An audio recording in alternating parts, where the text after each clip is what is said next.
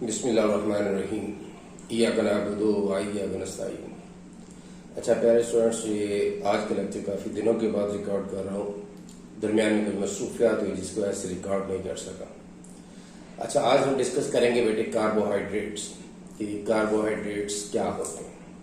तो सबसे हम देखते हैं, पहले इसकी डेफिनेशन देखते हैं। हमने लिखा है हाइड्रेटेड कार्बन्स, कि इसकी लिटरल डेफिनेशन क्या है, लफ्जी तर्जमा इसका क्या है कि हाइड्रेटेड कार्बन, ऐसे कार्बन जिसमें वाटर मॉलिक्यूल्स मौजूद होता है। ठीक है, वाटर मॉलिक्यूल्स हाइड्रोजन और ऑक्सीजन की वही रेशो जो वाटर में होती है वो हर कार्बन के साथ मौजूद हो, तो उसे हम कहते हैं हाइड्रेटेड कार्बन्स। लेकिन इसकी केमिकल डेफिनेशन अगर हम देखें तो chemically carbohydrates can be defined as, first definition इसमें लिखेंगे पॉलीहाइड्रोक्सी एल्डिहाइड और पॉलीहाइड्रोक्सी कीटोन। तो carbohydrates can be defined as a polyhydroxy aldehyde या पॉलीहाइड्रोक्सी कीटोन।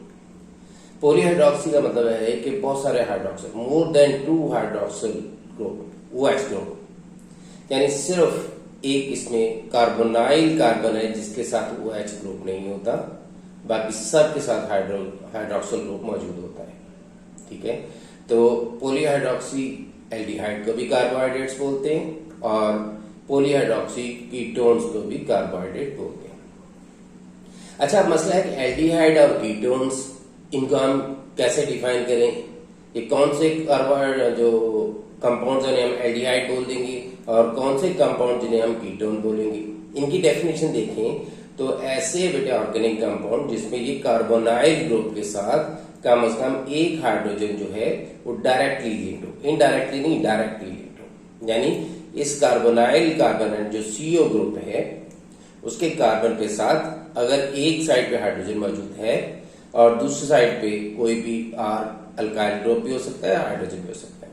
ठीक है, तो ऐसे ऑर्गेनिक कंपाउंड्स को हम एल्डिहाइड बोलते हैं।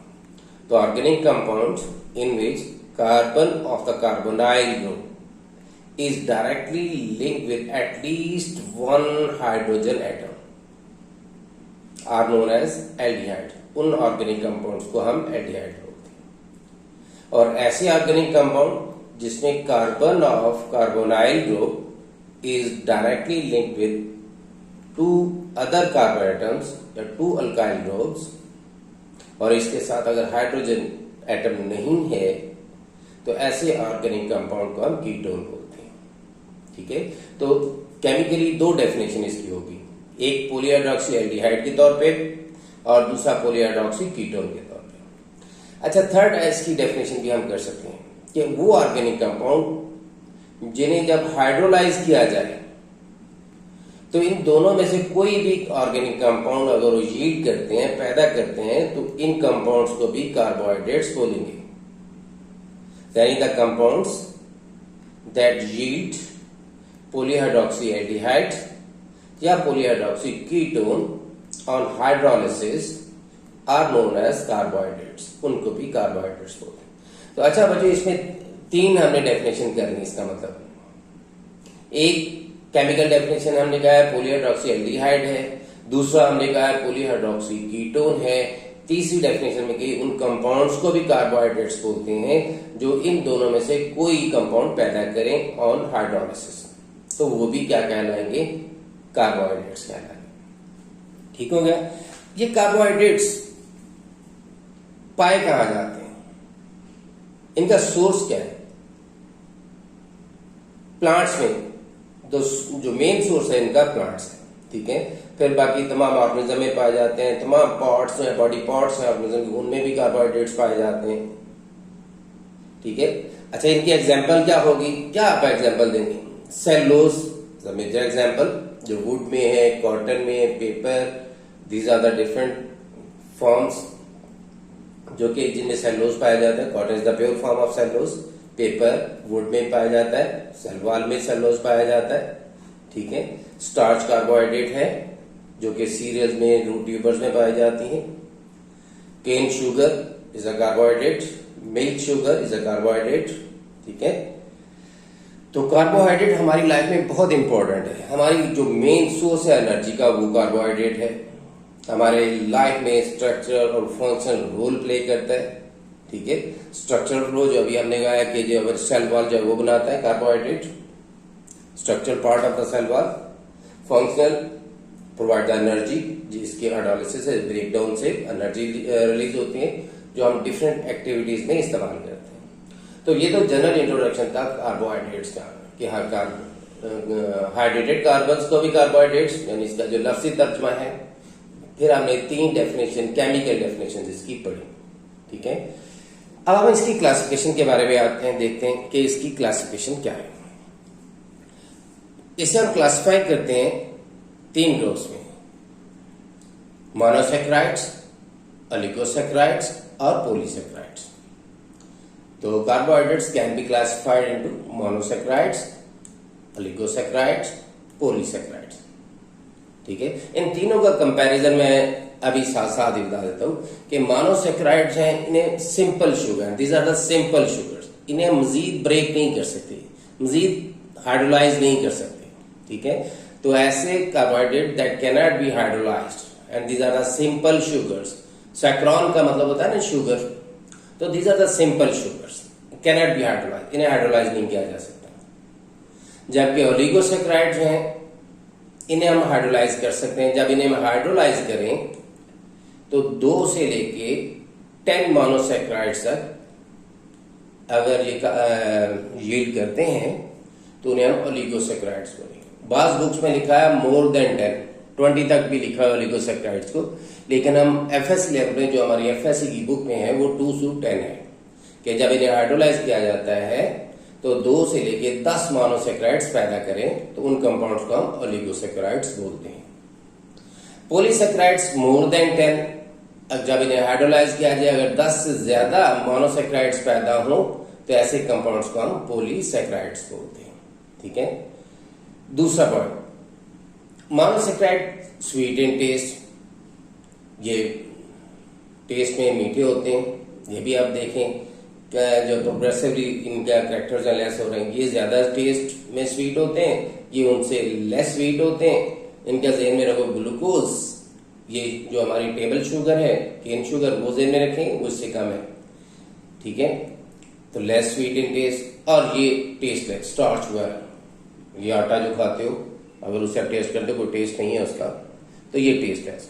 तो monosaccharide sweet in taste, oligosaccharide less sweet in taste, polysaccharides tasteless होते हैं।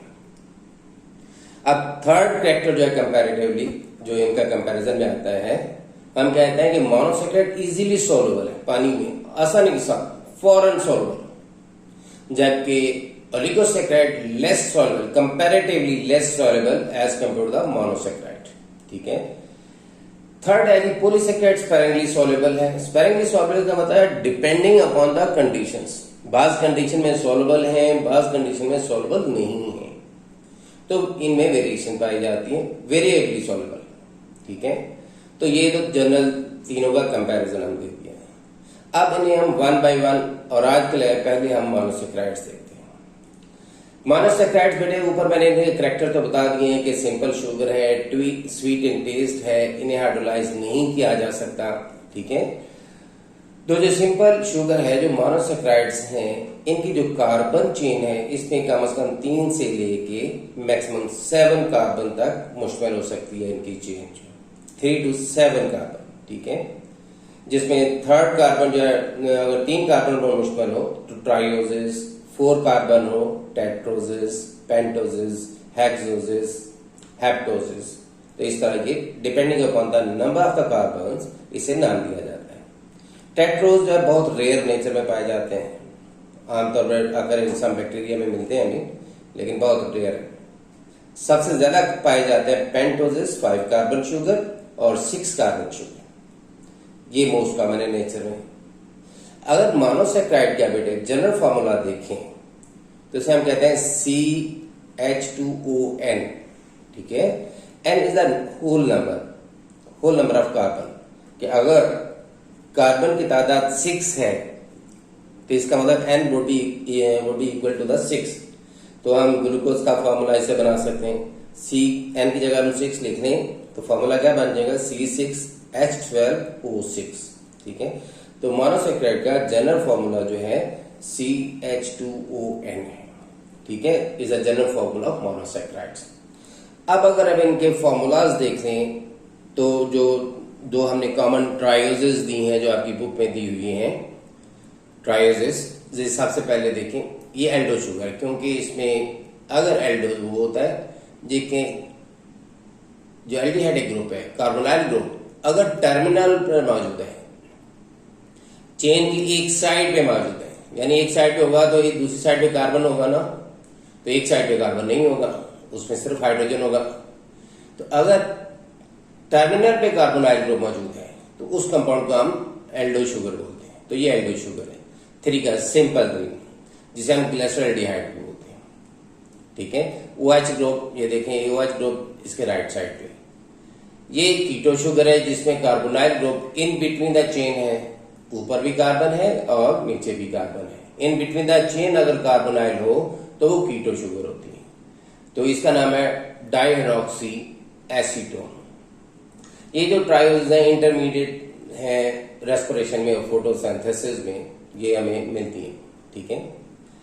बाकी जो मोस्ट कॉमन पेंटोज और हेक्सोज है उनके फॉर्मूले पे मैंने दे दिए, राइबोज का, ग्लूकोज का, फ्रुक्टोज का। राइबोज में 5 कार्बन होता है और उसमें देखें सारे हाइड्रोक्सिल ग्रुप जो एक साइड पे, राइट साइड पे मौजूद है, ठीक है। और पहले नंबर पे कार्बोनाइल ग्रुप मौजूद है, ये राइबोज का हो गया।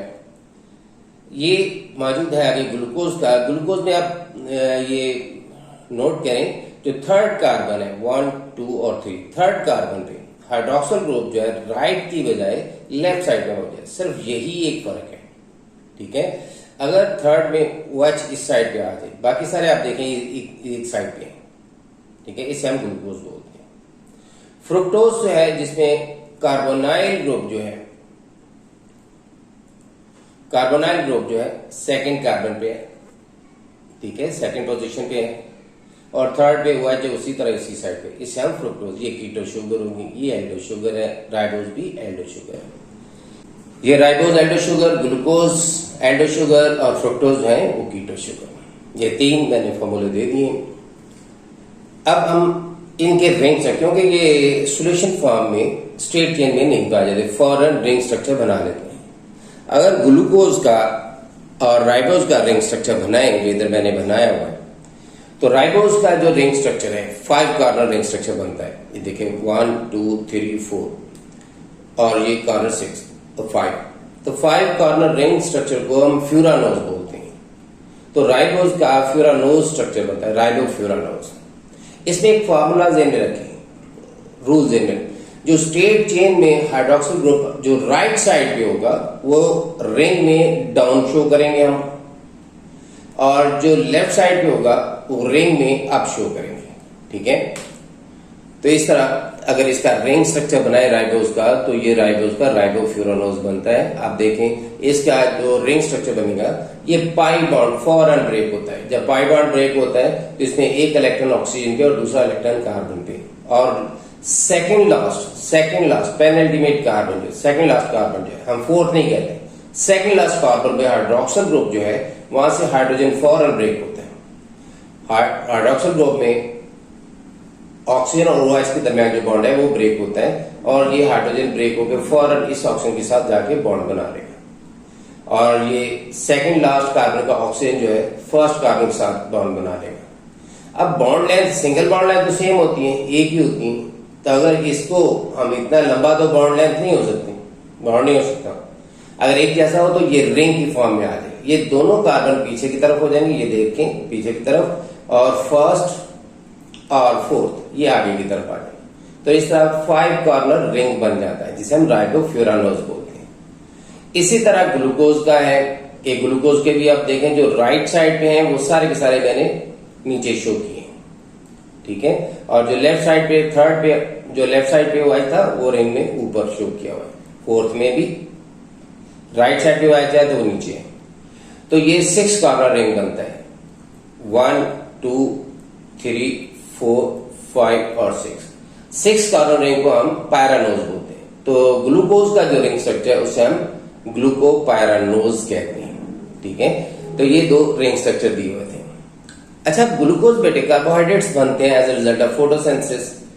फोटोसिंथेसिस का रिएक्शन है कि 6 molecules of carbon dioxide plus 12 molecules of water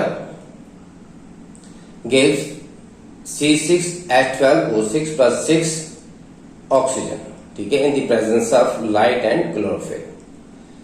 तो ग्लूकोज का 10 ग्राम ग्लूकोज बनाने के लिए कितनी सोलर एनर्जी इस्तेमाल होती है? 717.6 kilo calorie energy use to produce 10 gram of glucose, ठीक है। तो ग्लूकोज जो है हमें फ्री स्टेट में भी मिलता है, फिग्स में है, डेट में है, ठीक है, ग्रेप्स में है, ये हमें ग्लूकोज फ्री स्टेट में मिलता है। लेकिन ग्लूकोज कंबाइंड स्टेट में मिलता है, सेलुलोज, स्टार्च, ग्लाइकोजन, ये सारे इन्हें ब्रेक करें तो ग्लूकोज के मॉलिक्यूल अलग अलग हो जाते हैं, तो वो कंबाइंड स्टेट में मिलते हैं। हमारे ब्लड के अंदर भी ग्लूकोज पाया जाता है, 0.08% जो है हमारे ब्लड के अंदर भी ग्लूकोज पाया जाता है। तो these are the monosaccharides, carbohydrates. इसको आप देखें, अगर इसमें कोई मसला है तो आप कमेंट्स में मुझे लिख सकते हैं, ठीक है, डिस्कस कर सकते हैं। कल इसके जो क्वेश्चंस हैं, इससे जितने मैक्सिमम एमसीक्यूज बनेंगे वो भी हम डिस्कस करेंगे कल इंशाल्लाह, ठीक है। और इसके साथ नेक्स्ट जो है ओलिगोसैकेराइड्स और पॉलीसैकेराइड्स नेक्स्ट लेक्चर्स में, और इसे चैनल को सब्सक्राइब करें, ठीक है, लाइक करें और बेल आइकॉन पे प्रेस करें ताकि आपको जो नेक्स्ट लेक्चर्स हैं वो भी सीक्वेंस में मिलते रहे। तब तक के लिए इजाजत बेटे, अल्लाह ताला आपका निगहबान। अल्लाह हाफिज।